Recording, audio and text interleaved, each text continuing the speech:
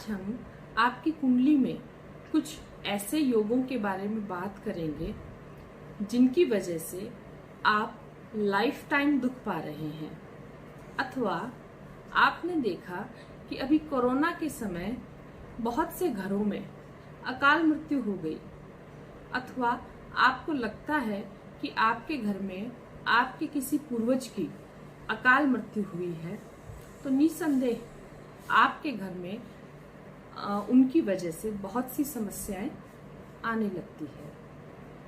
आपने देखा होगा कि कुछ बच्चे ऐसे होते हैं जो बिना बात के भयभीत होते रहते हैं, अथवा उनका मनोबल बिल्कुल भी नहीं बनता। कुछ बच्चों की संकल्प शक्ति बहुत कमजोर होती है। अगर आपको लगता है कि आपकी कुंडली में शनि और शुक्र की युति है, अथवा राहु चंद्रमा की युति है, या केंद्र में कोई पाप ग्रह बैठे हुए हैं, और जैसा कि मैंने बताया कि अगर हर पीढ़ी में कोई अकाल मृत्यु हो जाती है, तो आज जो मैं आपको उपाय बताने जा रही हूँ यह बहुत अचूक उपाय है इन समस्याओं से छुटकारा पाने के लिए। आप अभी श्राद्ध पक्ष में भी कुछ दिन बचे हुए हैं, आप 5 दिन या 7 दिन आपको इस प्रयोग के लिए चाहिए। आप चाहें तो अभी भी कर सकते हैं, अथवा आप पूरे साल में कोई 7 दिन ऐसे चुन लीजिए जब आपको कोई बाहर के बहुत ज्यादा काम ना हो और आप थोड़ा घर में ज्यादा रुक सके। अगर आपके घर में जो पुरुष है, जो मुखिया है, वो इस उपाय को करता है तो ज्यादा अच्छा है। यह उपाय इस प्रकार है, जो घर का सदस्य ये उपाय करेगा उसे करीबन 7 दिन तक एक ही समय भोजन लेना है। भोजन बिल्कुल गरिष्ठ नहीं लेना है, यानी सात्विक भोजन लेना है। वह सुबह जल्दी उठकर स्नान आदि से निवृत्त होकर लाल रंग का आसन बिछाकर पूर्व की तरफ अभिमुख होकर देवता के सामने, अगर श्री कृष्ण वासुदेव का कोई चित्र है तो बहुत अच्छा, नहीं जिस देवता को आप मानते हैं उनके समक्ष घी का दीपक लगाएं। आप प्रतिदिन 7 दिन तक गीता का पाठ करें, और अगर मान लीजिए गीता का पाठ आपसे अगर संस्कृत अच्छी है तो संस्कृत में ही करें, ना कर पाए तो हिंदी में करें, कम से कम हिंदी में करें। 7 दिन तक गीता का पाठ करते रहें, एक समय भोजन लेते रहें। कोशिश करें कि 7 दिन आप थोड़ा मौन ही रहें, घर वालों से कम बातचीत करें, मोबाइल आदि का प्रयोग कम करें, और हर समय अपने पूर्वजों को प्रणाम करें। सुबह उठ के सूर्य देवता को प्रणाम करें और अपनी समस्याओं से निजात पाने की प्रार्थना करें। आप चाहें तो 7 दिन तक आप हनुमान उपासना भी कर सकते हैं। धन्यवाद।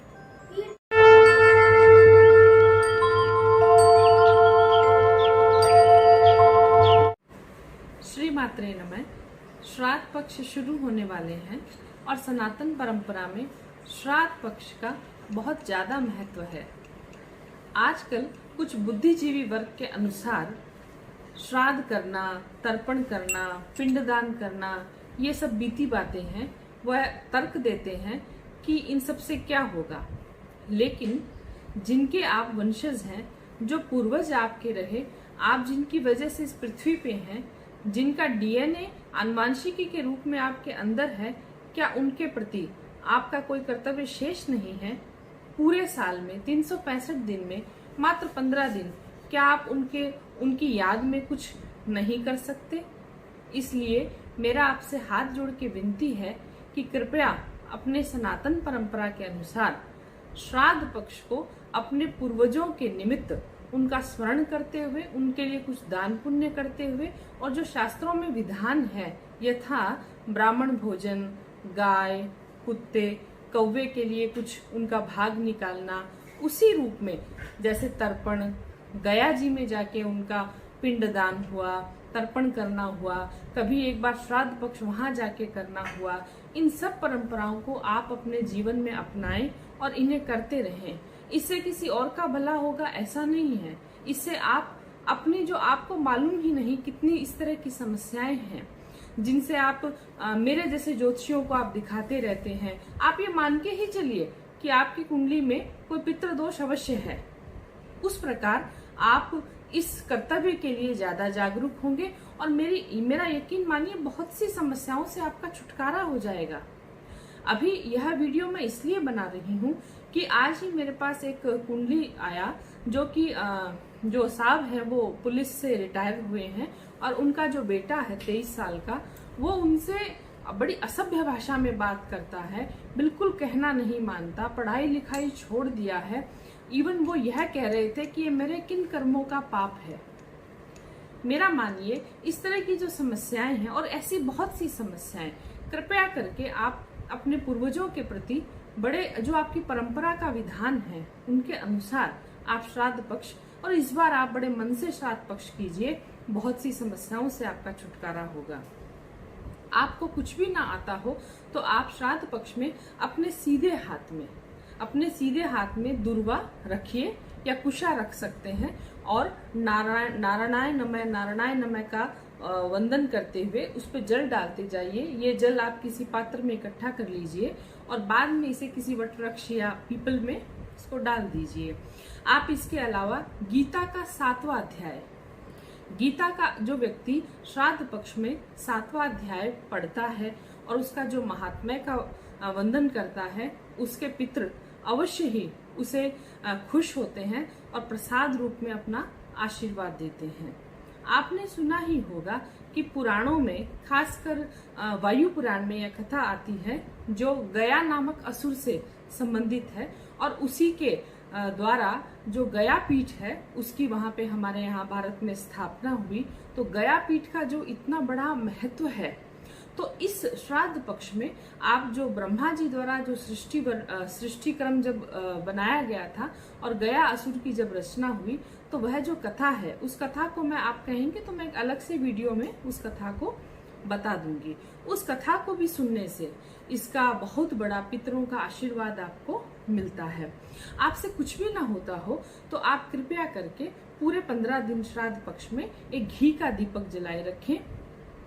अपने रुद्र देवता, वरुण देवता, आदित्य देवता, इन सब का आप स्मरण करें, अपने पूर्वजों को प्रणाम करते रहें। इससे भी आपके पूर्वज खुश होंगे। एक बात यहाँ मैं जोड़ना चाहूंगी, हमारे यहाँ वह विधान था कि श्राद्ध पक्ष में हम ब्राह्मण भोजन करवाते हैं।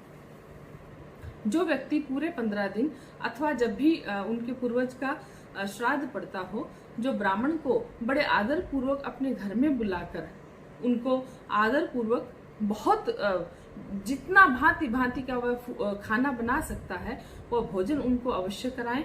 उन्हें पंचवस्त्र और दक्षिणा देके उन्हें विदा करें और उनका आशीर्वाद जब आपको मिलेगा, जो ब्राह्मण आपको आशीर्वाद देगा वह निश्चित ही मान के चलिए आपके पितरों का आपके ऊपर आशीर्वाद होगा।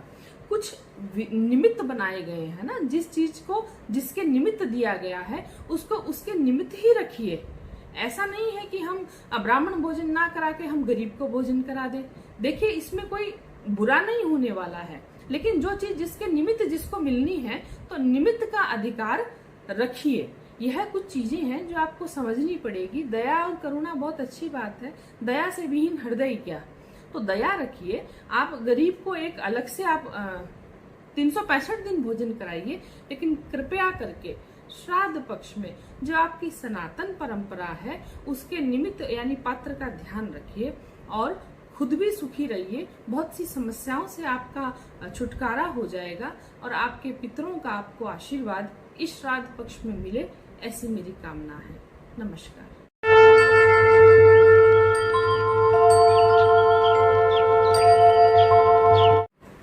श्री मात्रे नमः। श्राद्ध पक्ष शुरू होने वाले हैं और सनातन परंपरा में श्राद्ध पक्ष का बहुत ज्यादा महत्व है। आजकल कुछ बुद्धिजीवी वर्ग के अनुसार श्राद्ध करना, तर्पण करना, पिंडदान करना, ये सब बीती बातें हैं। वह तर्क देते हैं कि इन सब से क्या होगा, लेकिन जिनके आप वंशज हैं, जो पूर्वज आपके रहे, आप जिनकी वजह से इस पृथ्वी पे हैं, जिनका डीएनए आनुवांशिकी के रूप में आपके अंदर है, क्या उनके प्रति आपका कोई कर्तव्य शेष नहीं है? पूरे साल में 365 दिन में मात्र 15 दिन क्या आप उनकी याद में कुछ नहीं कर सकते?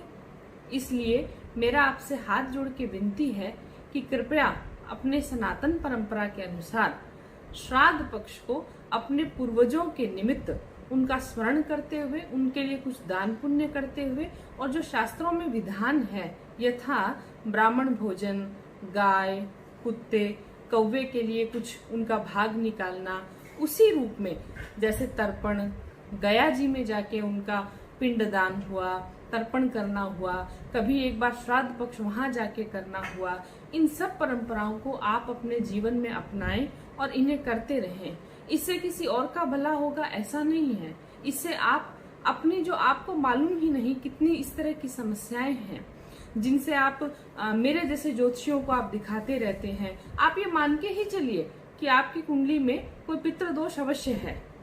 उस प्रकार आप इस कर्तव्य के लिए ज्यादा जागरूक होंगे और मेरा यकीन मानिए बहुत सी समस्याओं से आपका छुटकारा हो जाएगा।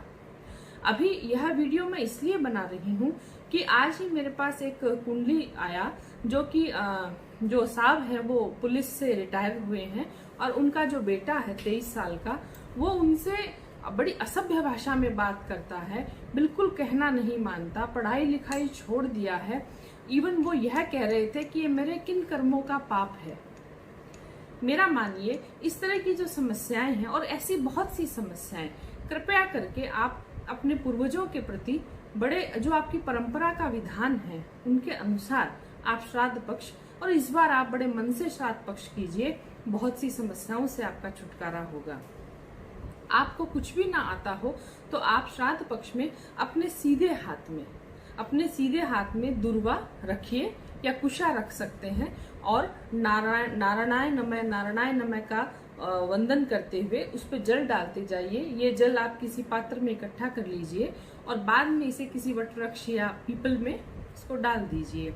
आप इसके अलावा गीता का 7वां अध्याय, गीता का जो व्यक्ति श्राद्ध पक्ष में 7वां अध्याय पढ़ता है और उसका जो महात्म्य का वंदन करता है, उसके पितृ अवश्य ही उसे खुश होते हैं और प्रसाद रूप में अपना आशीर्वाद देते हैं।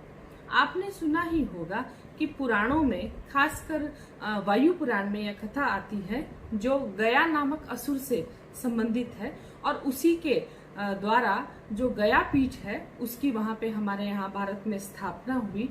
तो गया पीठ का जो इतना बड़ा महत्व है, तो इस श्राद्ध पक्ष में आप जो ब्रह्मा जी द्वारा जो सृष्टि क्रम जब बनाया गया था और गया असुर की जब रचना हुई, तो वह जो कथा है उस कथा को मैं, आप कहेंगे तो मैं एक अलग से वीडियो में उस कथा को बता दूंगी। उस कथा को भी सुनने से इसका बहुत बड़ा पितरों का आशीर्वाद आपको मिलता है।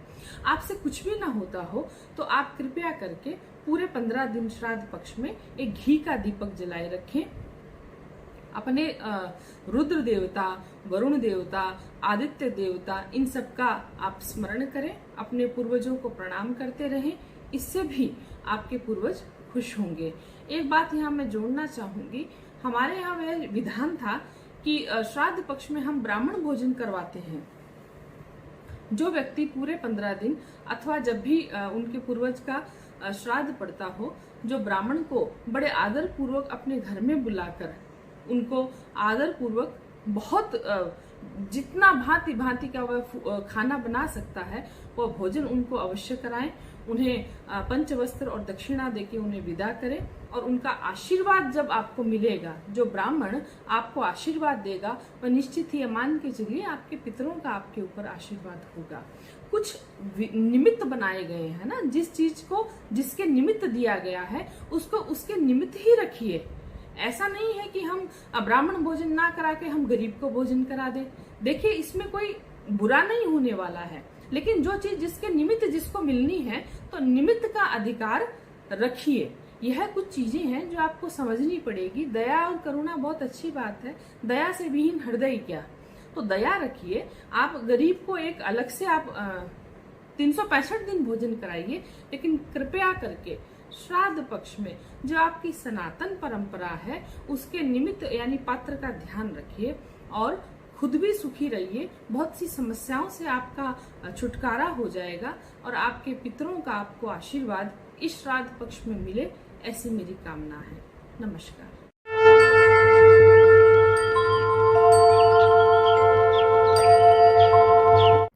मात्रे नमः। आज का जो विषय है वो है त्राटक। वैसे तो त्राटक के बारे में आजकल आप बहुत कुछ जान ही गए होंगे, लेकिन आज मैं आपसे त्राटक की बहुत सरल विधि और जो मैंने अपने अनुभव में पाया उसके विषय में बात करूंगी। लेकिन सबसे पहले प्रश्न आता है कि किसी भी आम व्यक्ति को त्राटक क्यों करना चाहिए। आपने सुना होगा जो साधक होते हैं, जो तांत्रिक होते हैं, जो योगनिष्ठ व्यक्ति होते हैं, वो तो इस क्रिया को करते हैं, लेकिन एक आम आदमी का त्राटक से क्या लेन देन? बिल्कुल लेन देन है। मान लीजिए आप एक बहुत अच्छे वक्ता हैं, एक अच्छे नेता हैं, एक बहुत बढ़िया सोशल वर्कर हैं, लेकिन आपके अंदर लोगों को मेस्मराइज करने का पावर नहीं है, तो फिर किस काम का?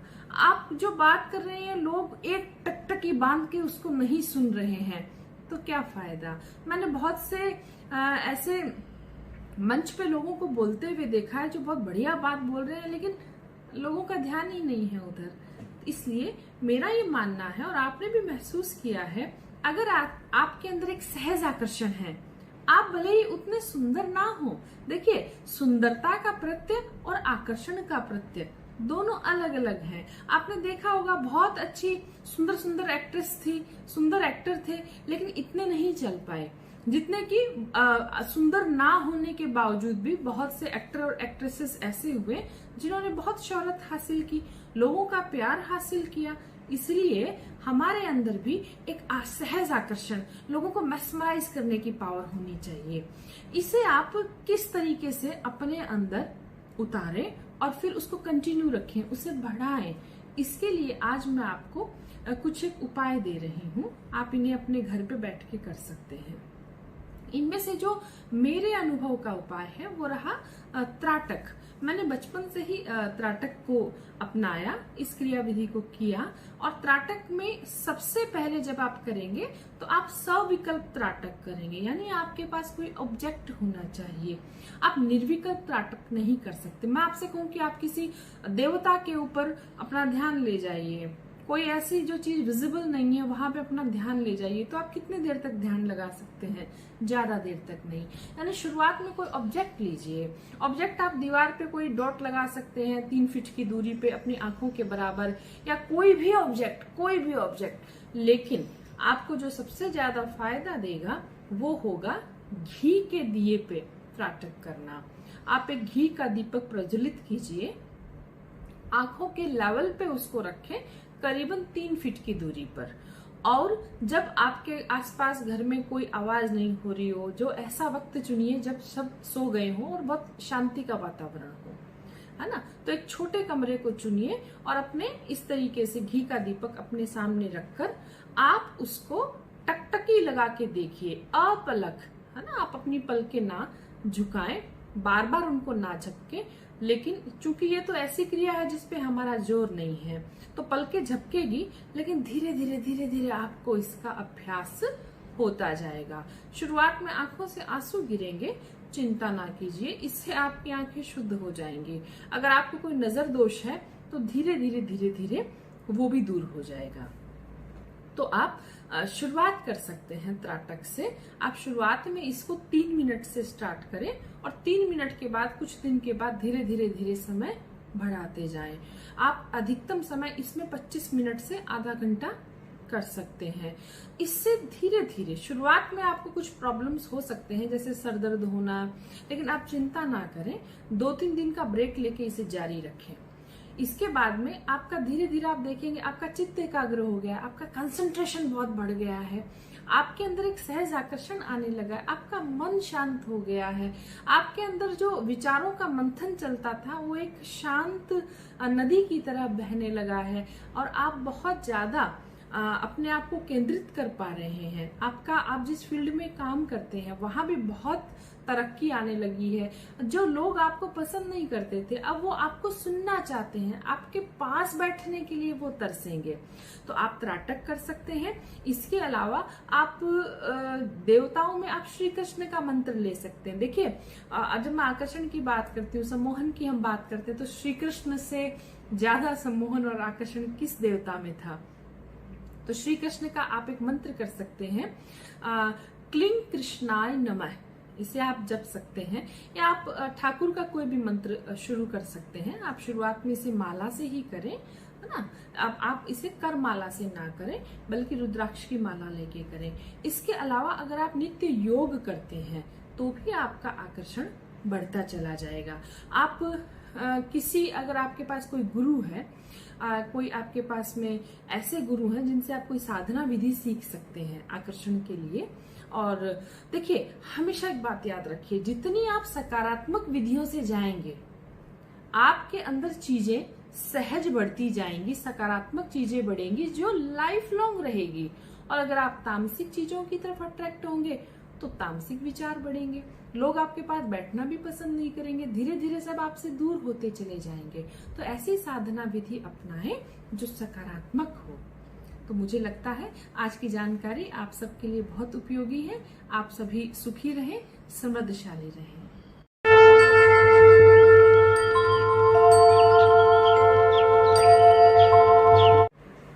श्री मात्रे नमः। आज हम आपकी कुंडली में कुछ ऐसे योगों के बारे में बात करेंगे जिनकी वजह से आप लाइफ टाइम दुख पा रहे हैं, अथवा आपने देखा कि अभी कोरोना के समय बहुत से घरों में अकाल मृत्यु हो गई, अथवा आपको लगता है कि आपके घर में आपके किसी पूर्वज की अकाल मृत्यु हुई है, तो निसंदेह आपके घर में उनकी वजह से बहुत सी समस्याएं आने लगती है। आपने देखा होगा कि कुछ बच्चे ऐसे होते हैं जो बिना बात के भयभीत होते रहते हैं, अथवा उनका मनोबल बिल्कुल भी नहीं बनता। कुछ बच्चों की संकल्प शक्ति बहुत कमजोर होती है। अगर आपको लगता है कि आपकी कुंडली में शनि और शुक्र की युति है, अथवा राहु चंद्रमा की युति है, या केंद्र में कोई पाप ग्रह बैठे हुए हैं, और जैसा कि मैंने बताया कि अगर हर पीढ़ी में कोई अकाल मृत्यु हो जाती है, तो आज जो मैं आपको उपाय बताने जा रही हूँ यह बहुत अचूक उपाय है इन समस्याओं से छुटकारा पाने के लिए। आप अभी श्राद्ध पक्ष में भी कुछ दिन बचे हुए हैं, आप 5 दिन या 7 दिन आपको इस प्रयोग के लिए चाहिए। आप चाहें तो अभी भी कर सकते हैं, अथवा आप पूरे साल में कोई 7 दिन ऐसे चुन लीजिए जब आपको कोई बाहर के बहुत ज्यादा काम ना हो और आप थोड़ा घर में ज्यादा रुक सके। अगर आपके घर में जो पुरुष है, जो मुखिया है, वो इस उपाय को करता है तो ज्यादा अच्छा है। यह उपाय इस प्रकार है, जो घर का सदस्य ये उपाय करेगा उसे करीबन 7 दिन तक एक ही समय भोजन लेना है। भोजन बिल्कुल गरिष्ठ नहीं लेना है, यानी सात्विक भोजन लेना है। वह सुबह जल्दी उठकर स्नान आदि से निवृत्त होकर लाल रंग का आसन बिछाकर पूर्व की तरफ अभिमुख होकर देवता के सामने, अगर श्री कृष्ण वासुदेव का कोई चित्र है तो बहुत अच्छा, नहीं जिस देवता को आप मानते हैं उनके समक्ष घी का दीपक लगाएं। आप प्रतिदिन 7 दिन तक गीता का पाठ करें, और अगर मान लीजिए गीता का पाठ आपसे अगर संस्कृत अच्छी है तो संस्कृत में ही करें, ना कर पाए तो हिंदी में करें, कम से कम हिंदी में करें।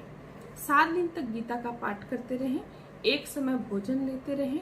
कोशिश करें कि 7 दिन आप थोड़ा मौन ही रहें, घर वालों से कम बातचीत करें, मोबाइल आदि का प्रयोग कम करें, और हर समय अपने पूर्वजों को प्रणाम करें। सुबह उठ के सूर्य देवता को प्रणाम करें और अपनी समस्याओं से निजात पाने की प्रार्थना करें। आप चाहें तो 7 दिन तक आप हनुमान उपासना भी कर सकते हैं। धन्यवाद।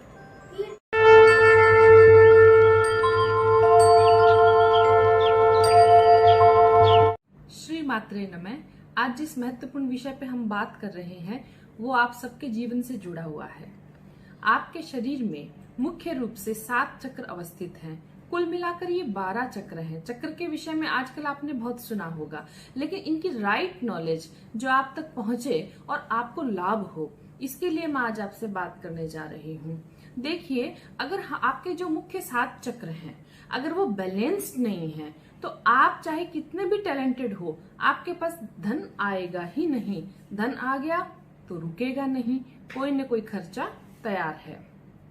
तो फिर हम इन चक्रों को बैलेंस कैसे करें? देखिए, धन से जो चक्र संबंधित है सीधा सीधा, वो है आपका बेसिक चक्र। ये बेसिक चक्र, इसे मूलाधार भी कहा गया है। मूलाधार की जो शरीर में स्थिति है, वो आपकी मेरुदंड जहां खत्म होती है, रीढ़ की हड्डी जहां खत्म होती है, वहां पे यह चक्र अवस्थित है। इस चक्र को आप इन्हांस कीजिए। मान लीजिए डिप्लीटेड है आपके शरीर में, यानी अपने आकार से छोटा है, तो बिल्कुल भी आप कितने भी जतन कीजिए, आप कितने भी अनुभवी हो, आप टैलेंटेड हो, आपके पास धन आएगा ही नहीं। यानी आपका जो बेसिक चक्र है वो अपने आकार के अनुसार सही होना चाहिए। उसकी जो शाइन है वो बहुत अच्छी होनी चाहिए, वो ब्राइट होना चाहिए। उसकी जो एनर्जी है, उसका जो ऑरा है, वो बहुत क्लीन होना चाहिए। ये सब बातें हो सकता है कि आप इनके विषय में नहीं जानते, लेकिन ये आपको दिन प्रतिदिन आपको अफेक्ट करती है। अगर आपके शरीर में ऊर्जा नहीं है, आप थका थका महसूस करते हैं, आपको हड्डियों की प्रॉब्लम है, मांसपेशियों की दिक्कत है, तो सीधा सीधा यानी आप समझ जाइए आपका बेसिक चक्र में कोई प्रॉब्लम है। तो अपने सभी चक्रों को, 7 चक्रों को आप बैलेंस करना सीखिए। आप इसके लिए किसी की मदद भी ले सकते हैं जो इन चीजों के जानकार हैं। एक एग्जाम्पल से आपको समझा रही हूँ। मान लीजिए आप बहुत आध्यात्मिक हैं, तो आपका जो सहस्त्रार चक्र है वो बहुत इन्हांस हो जाएगा, बहुत ब्राइट हो जाएगा, आपका सीधा सीधा परमात्मा से लिंक हो जाएगा। लेकिन अगर आपने बेसिक चक्र की तरफ ध्यान ही नहीं दिया तो ग्राउंडिंग इज 0, और अगर आपकी ग्राउंडिंग 0 है तो पैसा नथिंग। यानी बेसिक चक्र सीधा सीधा काम करता है आपकी भौतिक आवश्यकताओं की पूर्ति करने का काम। इसमें जो जब हम वेद शास्त्र पढ़ते हैं तो यहाँ गणेश जी का भी स्थान माना गया है। जब आप तंत्र शास्त्र में जाते हैं तो यहाँ पे देवी काली का भी ध्यान होता है। और जो चक्रा, जो बेसिक चक्रा को जो देवी रिप्रेजेंट करती है, उनका नाम डाकिनी है। डाकिनी बहुत ही प्योर और पॉजिटिव देवी है ना। इनको किसी दूसरे अर्थ में लोगों ने क्या क्या किया कि हिंदुस्तान में तंत्र शास्त्र को बड़ा बदनाम कर दिया। उन्हें नॉलेज भी नहीं है, लेकिन डाकिनी बहुत ही सात्विक देवी है। वो है प्रयास करती है कि आपकी यानी जातक की आवश्यकताएं क्या है वो इनको पूरा करने में आपकी मदद करती है। आपको बस सोचने मात्र की देरी है। इधर आपने सोचा और आपका चक्र बैलेंस है, मूलाधार, तो उधर आपकी इच्छा पूरी हो गई।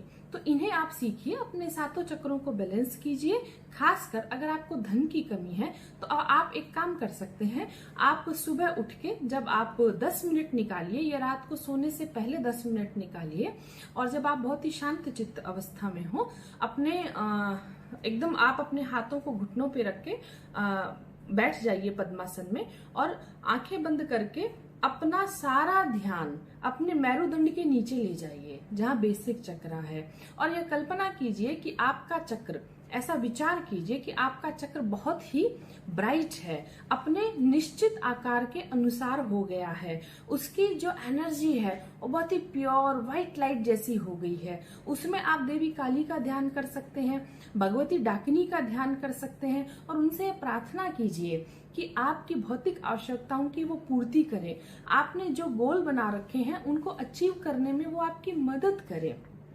दूसरा, आप लंग या लंग इस मंत्र का जाप भी कर सकते हैं। देखिए, जब आप लंग इस तरीके से मंत्र का जाप करते हैं तो आप पेट तक आपकी एनर्जी जा रही है, आपका पेट भी इसमें मूव करता है, तो सीधी चोट होती है कुंडलिनी पे। और अगर लंग गलत नहीं है, but actual pronunciation is lung, तो लंग की जगह लंग का उच्चारण कीजिए। निश्चित ही आपका बेसिक चक्र अपने आकार में आएगा, ब्राइट हो जाएगा, उसकी एनर्जी बहुत मुलायम हो जाएगी, और आप चमत्कार देखिए, पैसा आपके पास में आने लगेगा। आपकी इच्छा करने की ही देर है और इच्छा पूरी हो जाएगी। तो है ना महत्वपूर्ण जानकारी। आप मेरे साथ में सीधे जुड़ सकते हैं। मैं आपको सिखा सकती हूँ। आप देखिए, पूर्णिमा का एक दिन चुन लीजिए, पूर्णिमा के दिन में आप मेरे साथ जुड़े, मैं आपको एक ध्यान सिखाऊंगी जिसके माध्यम से आप अपने बेसिक चक्रा को इन्हांस कर सकते हैं। अगर डिप्लेटेड है तो और मजबूत कर सकते हैं। बाकी भी हम चक्रों पे बात करते जाएंगे कि किस चक्र से क्या काम होना है। आप स्वस्थ रहेंगे, आप एनर्जेटिक महसूस करेंगे। और पूर्णिमा वाले जो प्रोग्राम होगा वो एकदम फ्री ऑफ कॉस्ट होगा, तो आप बिल्कुल चिंता ना करें। आप अपने गुणों में वृद्धि करें, आप सुखी रहें, आप समृद्धशाली बने और अपने परिवार वालों को भी सुख प्रदान करें। नमस्ते मित्रों, सालों साल खासकर भारतीय समाज में हम सब जानते हैं कि स्त्री बहुत प्रताड़ित रही। हालांकि अब तो बहुत कुछ बदल गया है। समाज में स्त्रियों के प्रति दृष्टिकोण और व्यवहार भी बदल रहा है। लेकिन इन सबके बीच में एक पक्ष यह भी है जिसे नकारा नहीं जा सकता कि कुछ पुरुष भी निरंतर स्त्रियों द्वारा प्रताड़ित होते रहे हैं। किसी न किसी रूप में स्त्री द्वारा उनका आत्मसम्मान कुचल दिया जाता है। एक बात हम हमेशा याद रखें कि स्त्री भावना प्रधान होती है, उसकी संवेदनाएं बहुत होती हैं, अतः उसकी भावनाओं को ठेस नहीं पहुंचानी चाहिए। और वहीं स्त्री को पुरुष के अहंकार को ठेस पहुंचाने की कोशिश नहीं करनी चाहिए। और जहां इन दोनों में से कोई एक चीज होगी वहां संघर्ष बढ़ जाएगा और एक पक्ष दबता चला जाएगा, दूसरा उस पर हावी हो जाता है, जिससे फिर कलेश उत्पन्न होता है और हमारे घर का और समाज का वातावरण खराब हो जाता है। तो आज आप में से जिन्हें भी ये लगता हो कि उनकी परिवार में एक भी नहीं चलती, तो ऐसे पुरुष एक काम करें, आप शक्ति स्वरूपा देवी दुर्गा की आराधना करें।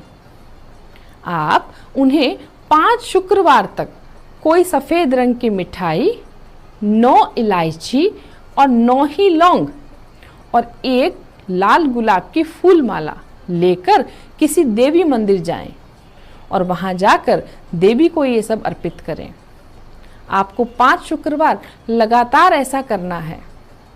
और याद रखें, जब भी देवी की कोई उपासना करनी हो उससे पहले श्री गणेश जी को याद करना होता है। प्रथम गणपति का कोई मंत्र आप मंदिर में जाकर 11 बार बोलकर उसके बाद में देवी को निवेदन करें और अपनी प्रार्थना कहें। आप देखेंगे कि दिन ब दिन आपका घर में सम्मान होने लगा है, आपको यश की प्राप्ति होती जाती है। एक दूसरा उपाय, आप देवी का यह मंत्र 5 माला हो सके तो प्रतिदिन किया करें और इसके तो बहुत ही चमत्कारिक रिजल्ट्स आते हैं। सर्व मंगल मांगल्ये शिवे सर्वार्थ साधिके शरण्ये त्र्यंबके गौरी नारायणी नमोस्तुते। आप शुक्रवार से इस मंत्र का जप आरंभ करें और हर शुक्रवार देवी मंदिर में एक लाल गुलाब की माला अर्पित करते रहें। और जो पुरुष देवी की ऐसी स्तुति करता है, जो परम शक्ति के प्रसन्नार्थ उनकी आराधना करता है, तो उससे जब आदि शक्ति प्रसन्न हो सकती है तो इस जगत की स्त्री क्यों नहीं हो सकती। विद्या समस्ता सत्व देवी भेदः स्त्रियः समस्ता सकला जगत्सु तव्ये कया पूरितम अम्ब ये का ते स्तुति सत्व्यापरा परोक्ति। अर्थात, हे देवी, संपूर्ण विद्याएं तुम्हारी ही भिन्न भिन्न स्वरूप हैं। जगत में जितनी भी स्त्रियां हैं वे सब तुम्हारी ही तो मूर्तियां हैं। हे जगदम्बा, एकमात्र तुमने ही इस विश्व को धारण कर रखा है और आपकी स्तुति और क्या करूं मैं। आपको सत्वन करने योग्य पदार्थों से परे और आप परावाणी हो, यानी आप वेखरी हो। ऐसी स्तुति आप देवी की करें। आपके मन में जो भी भाव है उन्हें किसी भी भाषा में आप उनसे कहें। मित्रों, एक बात का याद रखिए, कलो चंडी विनायको, यानी इस कलयुग में देवी दुर्गा और गणेश जी की ही महिमा रहेगी, ऐसा शास्त्रों में स्पष्ट लिखा है। और देवी दुर्गा के 9 रूप, अप्रमेय, अनुपम, अलौकिक, और शाश्वत हैं। इनकी पूजा में हालांकि कठोर व्रत, प्रतिबंध और तपस्या की आवश्यकता होती है, किंतु इसका फल चिरस्थायी तथा जन्म जन्मांतर के लिए होता है। और आज तो मैं आपके लिए बहुत सरल उपाय लेकर आई हूँ। आप देवी का अनुष्ठान जो तात्कालिक सुख देने वाला है, संकट को दूर करने वाला है, मान सम्मान यश देने वाला है, कोई भी बाधा रोग शोक हो उन सबसे मुक्ति देने वाला है, ऐसा आपको बता रही हूँ। माँ दुर्गा को प्रसन्न करने के लिए प्रत्येक नवरात्र में चंडी पाठ या दुर्गा सप्तशती का पाठ आपको ब्राह्मण द्वारा अपने घर पर करवाते रहना चाहिए। और आप नवरात्र में माँ दुर्गा के इस बीज मंत्र का जप करें, ओम ह्रीं दुं दुर्गाय नमः, ओम ह्रीं दुं दुर्गाय नमः। यह मंत्र पूरे नवरात्र में आप जाप करें। आप ऐं ह्रीं क्लीं चामुंडाय विच्चे यह मंत्र यदि करते हैं तो नवग्रह की पीड़ा तुरंत शांत होती है। देवी माँ को गुड़हल के लाल पुष्प बेहद प्रिय हैं, अतः इसका पौधा घर में ही लगा के रखना चाहिए। मित्रों, यह सब उपाय करते रहने से निसंदेह आप यश को प्राप्त करेंगे। आज की जानकारियां आप अपने जीवन में उतारें, प्रयोग करें। मैं ज्योतिषाचार्य डॉक्टर पूजा शर्मा स्वागत करती हूं आप सबका प्रोग्राम भाग्यम में। मित्रों, ददामि बुद्धि योगम तम येन मापुयांति ते न ही ज्ञानेन सदृशम पवित्रमिह विद्यते। अर्थात हम मनुष्यों के जीवन का अंतिम ध्येय, लक्ष्य, उद्देश्य सत्य ज्ञान, यथार्थ ज्ञान, तत्व ज्ञान और सद्ज्ञान की प्राप्ति है। और इस पवित्रीकरण में बाद में अज्ञान रूपी अंधकार नष्ट होकर केवल प्रकाशमयी सत्य ज्ञान की प्राप्ति होती है और फिर जीव के लिए और कुछ शेष नहीं रह जाता। आइए जान लेते हैं आज का पंचांग क्या कहता है। पंचांग के अनुसार आज 28 मई शनिवार ज्येष्ठ मास कृष्ण पक्ष की त्रयोदशी तिथि है। यह तिथि दोपहर 1:10 तक रहेगी। उसके उपरांत चतुर्दशी आरंभ हो जाएगी। आज नक्षत्र भरणी है और आप में से जिनका भी जन्म नक्षत्र भरणी है वे आज के दिन केला, आंवला आदि के पौधे लाकर जरूर लगा दें। ऐसा करने से आपके करियर को प्रगति मिलती है और आपका मान सम्मान बढ़ता जाता है। योग जान लेते हैं। योग आज शोभन है और शुभ कार्यों और यात्रा पर जाने के लिए ये बड़ा उत्तम योग है। इस योग में शुरू की गई यात्रा मंगलमय और सुखद रहती है। मार्ग में किसी प्रकार की असुविधा नहीं होती और आप जिस कामना से भी यात्रा करते हैं वे अवश्य पूरी होती है। आनंद की अनुभूति होती है और इस योग में मन बड़ा प्रसन्न रहता है। मित्रों, करण आज वणिज है और वणिज करण दोपहर 1:10 तक रहेगा। उसके बाद में विष्टिकरण आरंभ हो जाएगा। वणिजकरण अपना काम करने वालों, व्यापारियों, व्यवसायियों के लिए बड़ा अच्छा होता है। बशर्ते किसी भी प्रकार का आलस्य त्याग देवें और फिर काम करें। आज दोपहर 1:10 से लेकर रात 2:26 तक भद्रा रहेगी और भद्रा काल में कोई मांगलिक कार्य नहीं होता। दिशाशूल आज पूर्व दिशा में है। परिहार के लिए तिल अथवा उड़द के दाने खाएं और फिर यात्रा पे जा सकते हैं। आज राहु काल सुबह 9 बजे से लेकर 10:30 बजे तक रहेगा। अपना महत्वपूर्ण काम इस काल में टाल दें। शुभ काल जान लेते हैं। अभिजीत मुहूर्त सुबह 11:57 से लेकर दोपहर 12:50 तक है। चंद्रमा आज पूरे रात दिन मेष राशि पर संचार करेंगे। मित्रों, आज मास का शिवरात्रि व्रत है और सावित्री चौदस भी है। अब समय है आज के खास उपचारात्मक उपायों का।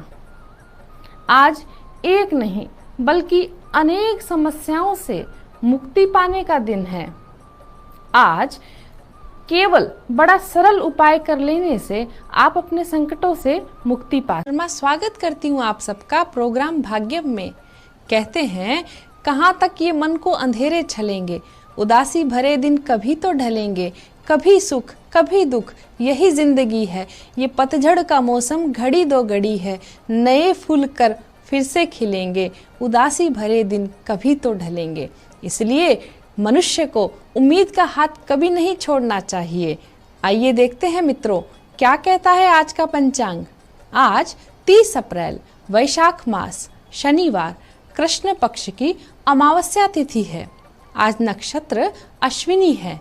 ये रात 8:13 तक रहेगा। उसके बाद में भरणी आरंभ हो जाएगा। जिन लोगों का जन्म नक्षत्र अश्विनी है वे आज के दिन केला, आक, धतूरा अथवा आंवला का पौधा लाएं और इसे लगा दें। इससे आपके करियर को ऊंचाइयां मिलेगी और कुंडली जनित कई दोषों का परिहार होगा। योग देख लीजिए। योग आज प्रीति है। प्रीति योग दोपहर 3:19 तक रहेगा। उसके बाद में आयुष्मान योग आरंभ हो जाएगा और ये दोनों ही बड़े शुभ योग हैं। शुभ योग में यात्रा करना, गृह प्रवेश, नवीन कार्य आरंभ करना, विवाह आदि श्रेष्ठ रहते हैं। प्रीति योग में आपको अपने कार्य क्षेत्र में किसी को पार्टनर बनाना हो अथवा अपने मित्र के साथ गेट टुगेदर करना हो, आपके कुछ दोस्त आपसे रूठ गए हों और आपको उन्हें मनाना हो, तो प्रीति योग में उनसे पुनः दोस्ती का प्रस्ताव रखें। आयुष्मान योग में कोई नया व्यापार व्यवसाय शुरू करना हो अथवा कोई ऐसा काम जिसे आपको लंबे समय तक जीवंत रखना हो, तो यह कार्य आप इस योग में कर दीजिए। इसके परिणाम दीर्घकालीन रहेंगे। आयुष्मान योग इसके लिए श्रेष्ठ है। इस योग में यदि आप अपने से बड़े बुजुर्गों से, ब्राह्मणों से आशीर्वाद लेते हैं तो ये आशीर्वाद आपको बहुत फलेगा। करण आज चतुष्पाद है। यह दोपहर 1:24 तक रहेगा। उसके बाद में नागकरण आरंभ हो जाएगा। आज दिशा शूल पूर्व दिशा में है। आप परिहार के लिए तिल, अदरक या उड़द खाकर जाएं। राहु काल जान लीजिए। आज राहु काल प्रातः 9 बजे से लेकर 10:30 बजे तक रहेगा। आप अपना महत्वपूर्ण काम इसे टालकर करें। शुभ काल अभिजीत मुहूर्त सुबह 11:58 से शुरू होकर 12:50 तक रहेगा। अमृत काल का समय दोपहर 12:34 से लेकर 2:16 तक रहने वाला है। मित्रों आज चंद्रमा पूरे दिन रात मेष राशि पर संचार करेंगे। आज शनिवारी अमावस्या और गंडमूल है। आज शाम 8:13 तक यह रहेगा। मित्रों आज शनिवार फिर अमावस्या की नवग्रहों में चंद्रमा का स्थान बहुत ही महत्वपूर्ण है। यह चंद्रमा आपके मन को परिलक्षित करता है। आपके शरीर में मन जैसा कोई अंग दिखाई तो नहीं देता, लेकिन एक तरीके से संपूर्ण शरीर का संचालन, संपूर्ण मस्तिष्क का संचालन इसी से होता है। हमारे सारे क्रियाकलापों का, हमारे हालचाल का वर्णन ये मन कर देता है और सामने वाला तुरंत पहचान सकता है कि आज हम कैसी मनोदशा में हैं। इन सब का संचालक मित्रों चंद्रमा ही है। कहते हैं ना, यदि किसी से झगड़ा हो जाए और वो व्यक्ति पूछे कि आज तुम्हारा चंद्रमा तो ठीक है, इसका अर्थ है पापी चंद्रमा वाला मनुष्य कुछ करने में कतई सक्षम नहीं हो पाता। उसकी विल पावर बहुत कमजोर हो जाती है। उसके निर्णय, उसकी क्षमताएं डावाडोल हो जाती है। तनाव, अवसाद, डिप्रेशन, स्ट्रेस, ये जितने भी शब्द हैं यह सब मन यानी चंद्रमा पर निर्भर करते हैं। आपकी खुशियाँ, आपके सुख, आपके अनुकूलन, आपके ऐश्वर्य, आपका आराम, आपका हंसना, आपका खिलखिलाना, आपकी मंद मुस्कान, ये सब आपके अंदर बैठा चंद्रमा करता है। कहते हैं ना, मन चंगा तो कटौती में गंगा। इसलिए कह रही हूँ, आपको चाहे बहुत कुछ नहीं आता हो, लेकिन अगर मेरे कहे अनुसार आप प्रदोष का व्रत और तप करते हैं, भगवान शिव शंकर की पूजा अर्चना इस दिन करते हैं तो आपका मन खुशहाल होता जाएगा। इस मन को साधने के लायक आप होते जाएंगे और जिसने मन को साध लिया उसने इस संसार में कुछ भी पाना शेष नहीं। जब अर्जुन श्री कृष्ण से इस चंचल मन को स्थिर करने का उपाय पूछते हैं, वे पूछते हैं, चंचलम ही मना कृष्ण परमार्थी बलवर्दढम तस्याहम निग्रहम मन्ये वायोरिव सुदुष्करम। श्री कृष्ण जवाब देते हैं, असंशयम महाबाहो मनो दुर्निग्रहम चलम अभ्यासेन तु कौन्ते वैराग्येन च गृह्यते। हे कुंती पुत्र, इसमें संशय नहीं है कि चंचल मन को वश में करना अत्यंत कठिन है, किंतु इसे वैराग्य यानी तप और निरंतर अभ्यास से वश में किया जा सकता है। और यही तप, यही वैराग्य और अभ्यास प्रदोष आपको सिखाने का प्रयास करता है। दर्शकों, इस प्रदोष से संकल्प लीजिए कि कम से कम आप साल भर के सभी प्रदोष व्रत रखें और अपने चंद्रमा को मजबूत कीजिए, अपने मन को मजबूत कीजिए, अपनी संकल्प शक्ति को दृढ़ कीजिए और पा लीजिए जो चाहें, क्योंकि आज गुरुवार है। प्रदोष गुरुवार को। मैं डॉक्टर पूजा शर्मा, ज्योतिषाचार्य। मित्रों, आपके विचार काफी हद तक आपका जीवन बदल सकते हैं।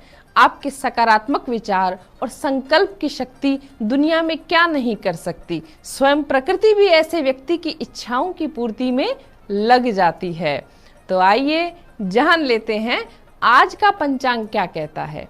आज 21 अप्रैल वैशाख मास, गुरुवार, कृष्ण पक्ष की पंचमी तिथि है।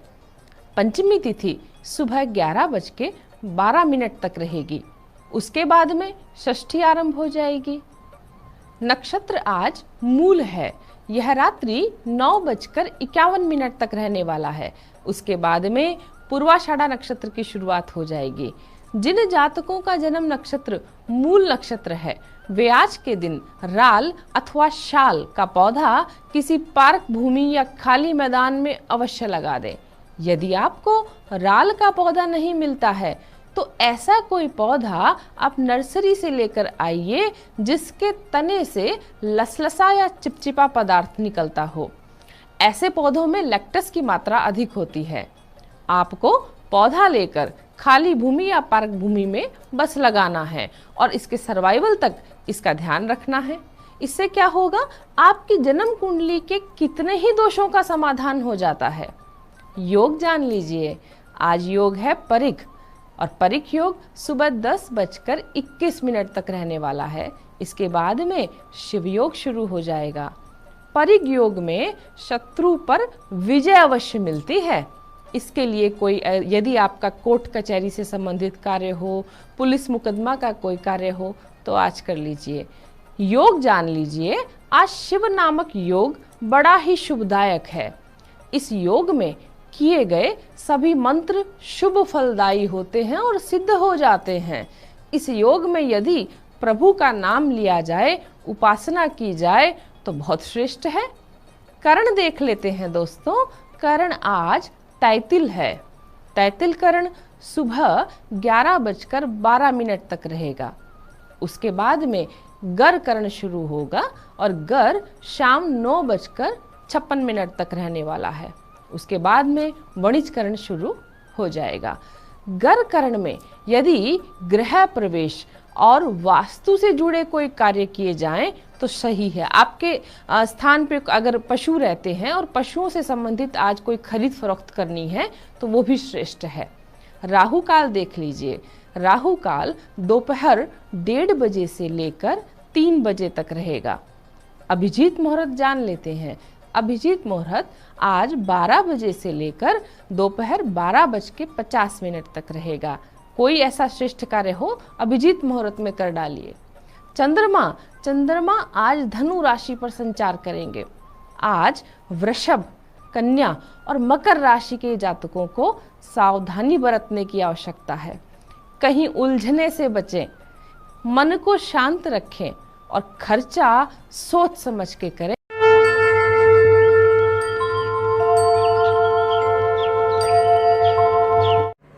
श्री मात्रे नमः। दिवाली और नवरात्र और उसके बाद बहुत से त्योहार समय आ रहा है, तो क्यों ना दिवाली या नवरात्र के समय आप कुछ ऐसा मंत्र जप करें, कोई ऐसी उपासना करें, भगवती की कोई ऐसी साधना करें कि आपकी धन संबंधी, पैसे से संबंधी समस्याएं हमेशा के लिए मिट जाएं। आज मैं आपको एक बहुत ही सरल विधि, महालक्ष्मी की बहुत सरल उपासना बताने जा रही हूँ। यह जो मंत्र मैं आपको बता रही हूँ यह स्वयं सिद्ध मंत्र है। स्वयं सिद्ध मंत्र का अर्थ हुआ कि जिस दिन से आप इसे जपना शुरू करेंगे, ये मंत्र उसी दिन से आपको लाभ देना शुरू हो जाएगा। कुछ मंत्र आपको अपने लिए सिद्ध करने पड़ते हैं, उन्हें जागृत करना पड़ता है। इस मंत्र को जागृत करने की आवश्यकता नहीं है। यह साधना महालक्ष्मी की साधना है। यह कम से कम 40 दिन की साधना है। 41 दिन यह संपूर्ण हो जाती है। इस साधना में आपको जो सामग्री चाहिए वह लाल कलर का आसन, घी का दीपक और एक कमल गट्टे की माला। आप चाहें तो रुद्राक्ष की माला भी प्रयोग में ला सकते हैं। जिस दिन से आप ये शुरू करेंगे, आप मेरी माने तो नवरात्र से प्रथम तिथि से आप इसे शुरू कर दें और फिर इसे लगातार 40 दिन तक इसे कंटिन्यू रखें। उसके बाद में 41वें दिन खीर का भोग लगा के महालक्ष्मी को इस साधना की संपूर्णता कर दें।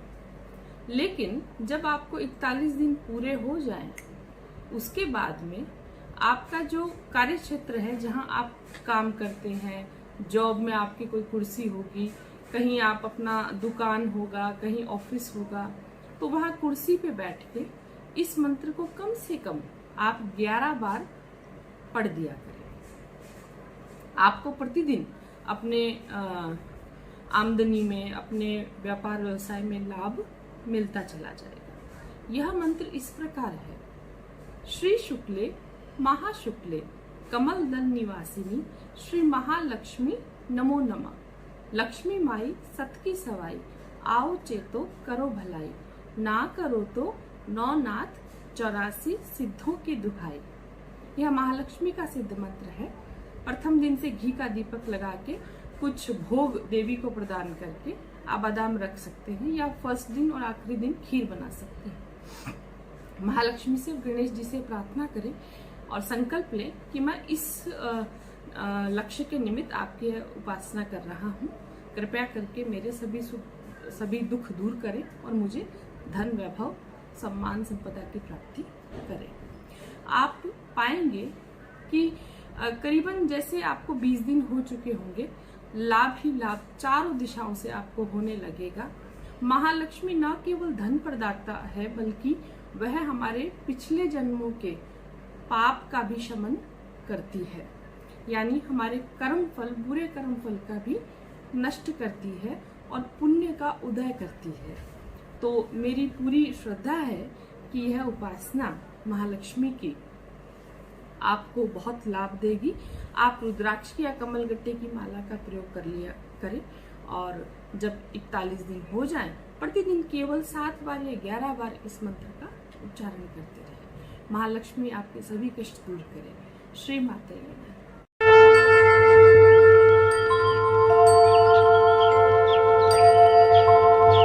श्री माते नमः। मुझसे बहुत से लोग यह सवाल करते हैं, उनका कहना है कि वो महसूस करते हैं कि उनके कोई पर्टिकुलर रिश्तेदार या आस पड़ोस में कुछ ऐसे लोग हैं जिनके देखने मात्र से वे ऊर्जाहीन हो जाते हैं, थकान महसूस करते हैं, कुछ तो बीमार भी हो जाते हैं और उनके काम बाधित होते हैं। उनका यह पूछना है कि क्या किसी की नजर इतना प्रभावित कर सकती है? बिल्कुल यह अंधविश्वास नहीं है। आप जो महसूस करते हैं वो सही महसूस करते हैं। आपने देखा होगा कि मान लीजिए आप किसी से बहुत प्रेम करते हैं, अत्यधिक प्रेम करते हैं और उस व्यक्ति का अचानक आपके यहाँ आना हो जाए, वो व्यक्ति दूर से ही जैसे ही आपकी आंखें उसको देखती है, आपके अंदर से कुछ इस तरीके के ऊर्जा निकलती है, कुछ इस तरीके के हार्मोन्स निकलते हैं कि उसने हालांकि आपको छुआ तक नहीं और वह आपसे बहुत दूर है, फिर भी आप अपने अंदर कुछ परिवर्तन महसूस करने लग जाते हैं। यानी उस व्यक्ति ने आपको छुआ भी नहीं और आप प्रभावित हो गए हैं। इसी तरीके से लोगों की अच्छी और बुरी नजर आपको अच्छा या बुरा करने में प्रभावित कर सकती है। जिन लोगों का साइकी बहुत डेवलप होता है, जिनकी इंद्रियां बहुत सक्षम होती है, जिनका मन बड़ा सदा होता है, उनकी नजर बहुत जल्दी आपका बुरा भी कर सकती है और आपका अच्छा भी कर सकती है। ऐसा उस व्यक्ति के मनोभाव पर निर्भर करेगा कि वह व्यक्ति आपके लिए कैसे भाव रखता है। मान लीजिए आपसे कोई बहुत ही ईर्ष्या रखता है, जलन रखता है, तो निसंदेह उसकी दृष्टि आपको बीमार तक कर देगी। यहाँ तक कि पुराने जमाने में लोग इसको बहुत अच्छे से जानते थे। आपने देखा होगा माताएं अपने बच्चों की नजर उतारती रहती हैं। इसके लिए वह अग्नि का प्रयोग करती है। वह हाथ में बाती लेके उससे अग्नि जला के और बच्चे की ऊपर से लेके नीचे तक नजर उतारती है। यह एक तरीके का अग्नि स्नान ही है, क्योंकि हमारा शरीर 5 महाभूतों से बना है: पृथ्वी, अग्नि, जल, वायु और आकाश। इनमें से किसी से भी अगर स्नान किया जाए तो व्यक्ति की न केवल शरीर के ऊपर की कलेश, विकार, गंदगी साफ होगी, अपितु वह अंदर तक उसका प्यूरिफिकेशन होगा। आपने देखा होगा जब आप स्नान करते हैं तो आप एक बार के लिए बहुत अच्छा महसूस करते हैं, क्योंकि आपके शरीर के ऊपर की गंदगी साफ हो गई है। लेकिन आपके शरीर के ऑरा जो है, अगर कोई आपसे ईर्ष्या कर रहा है, आपका बुरा चाहता है, तो आपका ऑरा, उसकी जो ऊपरी परत है, वो डिस्ट्रॉय होने लगती है।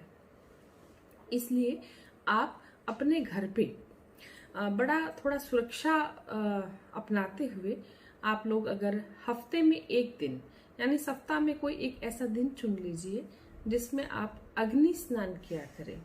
आप एक छोटे दीपक को ले लीजिए, उसमें कपूर की एक गोली रखकर उस पे अग्नि लगाकर, और जिसके लिए अग्नि स्नान करना है, जो व्यक्ति थका महसूस कर रहा है, जो व्यक्ति बीमार महसूस कर रहा है, उसके आप सर से लेके उसके पांव तक उसको 11 बार या 21 बार उतार दीजिए।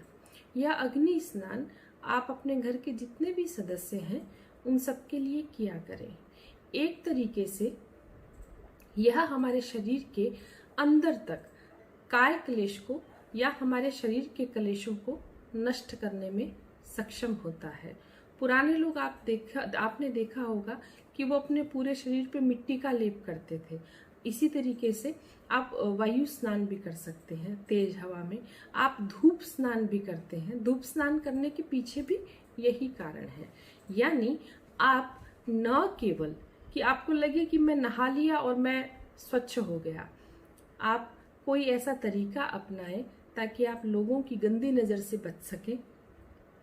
लोगों की जो बुरी नज़रें हैं वो आपके शरीर के ऑरा की परत को नष्ट ना कर पाए और आप वापस से ऊर्जावान महसूस करें।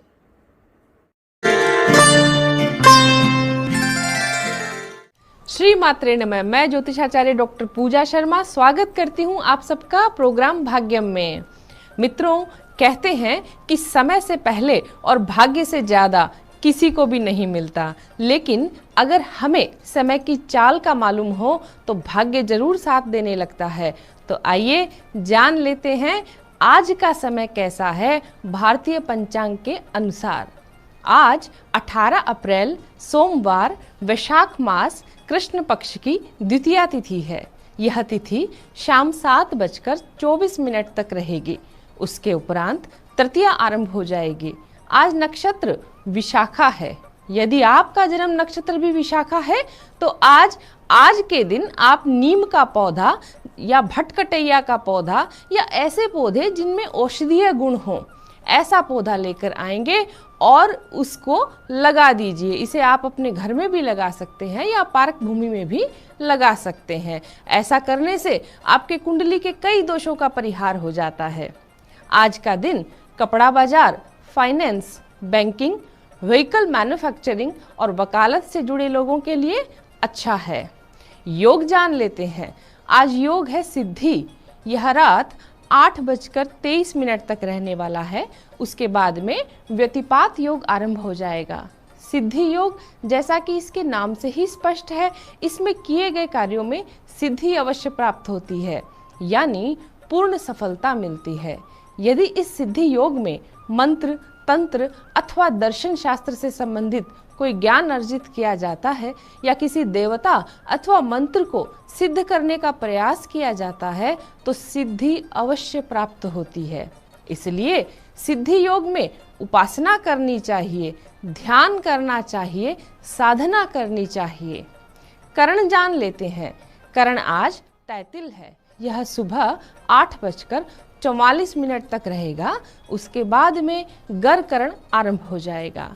गर करण में आज कोई गृह प्रवेश करना हो आपको या कोई मांगलिक कार्य करना हो तो अवश्य कर लें। अगर वास्तु से जुड़ा हुआ आपका कोई काम हो अथवा घर का वास्तु चेक करवाना हो या घर को वास्तु के अनुसार ठीक करवाना हो तो आज का दिन श्रेष्ठ है। आज दिशाशूल पूर्व दिशा में है और पूर्व दिशा में अगर आपको यात्रा करना आवश्यक हो तो परिहार के लिए आप किसी पुष्प की पत्तियां खाकर जा सकते हैं, जैसे गुलाब, गेंदा। राहुकाल जान लेते हैं। राहुकाल आज सुबह 7:30 बजे से लेकर 9 बजे तक रहेगा। राहुकाल टालकर कोई आवश्यक कार्य हो उसे। ये बिलीफ है कि यहाँ पे सेतु बना था। क्या इन पत्थरों से हुआ था राम सेतु? से करें। शुभ काल आज अभिजीत मुहूर्त 12 बजे से लेकर 12:51 तक रहने वाला है। और अमृत काल देखिए, अमृत काल शाम 7:33 से लेकर